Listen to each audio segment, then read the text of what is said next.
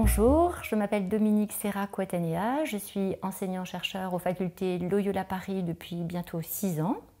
Mon domaine de recherche porte sur la doctrine sociale de l'Église et en particulier ma thèse était dédiée à la question du bien commun,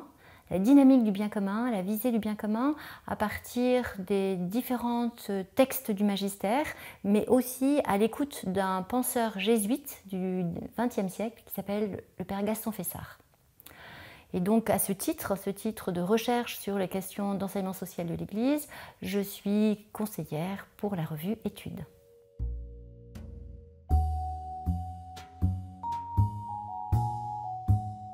Alors l'article que je propose comme contribution à la mémoire de ces 10 ans de la publication de l'encyclique Laudato Si, c'est un article qui essaie de faire le point sur la réception, sur la manière dont ce texte a vraiment été accueilli de façon large, beaucoup plus largement que simplement l'Église catholique, voire même les enjeux écuméniques et les églises sœurs, mais vraiment par l'ensemble des hommes et des femmes de bonne volonté comme une synthèse assez magistrale des enjeux, un diagnostic sur la situation présente et comment ce diagnostic peut être éclairé par une analyse critique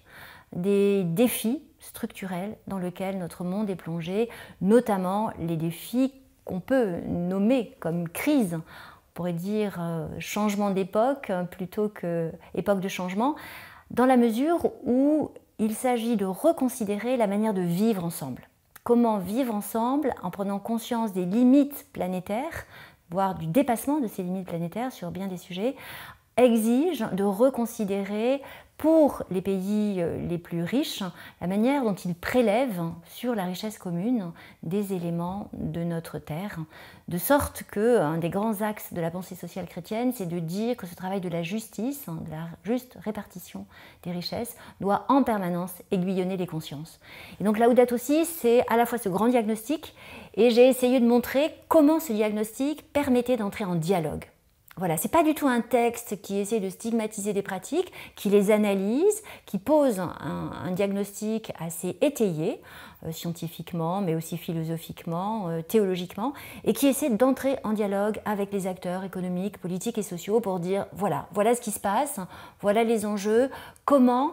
les ressources chrétiennes au sens large et les différentes confessions religieuses peuvent participer à l'intelligence de ce moment historique et des conversions qu'il s'agit de pouvoir engager collectivement.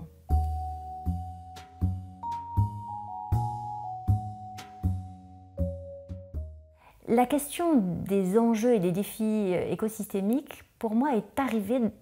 en même temps que la lecture de Laudato Si, parce qu'il se trouve qu'à ce moment-là, je travaillais sur la réception de mon travail de recherche sur la dynamique du bien commun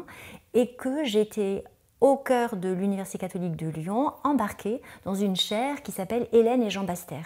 Et Jean Baster a été vraiment un pionnier de ces questions-là, dans les années déjà 60-70 avec Hélène, son épouse. Et du coup, c'est la prise de conscience à la lecture d'une tradition qui était antécédente à ce que le pape était en train de synthétiser, qui m'a permis, moi aussi, d'entrer dans une réception beaucoup plus approfondie, qui a un peu bouleversé ma vie, parce qu'au fond, ma génération se trouve questionnée par la génération de mes enfants, et du coup bouleversée aussi en prenant conscience qu'il y a là un enjeu de dialogue intergénérationnel, et qu'au fond, le travail que nous avons porté est vivifié par les questions que les jeunes générations nous posent et qu'elles ont raison de nous poser. Et je crois que le pape, dans ce travail de dialogue permanent, au fond, pensait la théologie comme un exercice de dialogue. Et un exercice de dialogue qui ose être re-questionné, qui ose être critiqué, qui n'est pas en train d'essayer de conserver des positions, on pourrait dire traditionnelles, mais qui remet sur le métier en permanence l'enjeu des questions. Et il me semble que du coup, c'est vraiment la vocation d'une revue comme Études, d'accompagner cette permanente capacité d'analyse critique des questions contemporaines.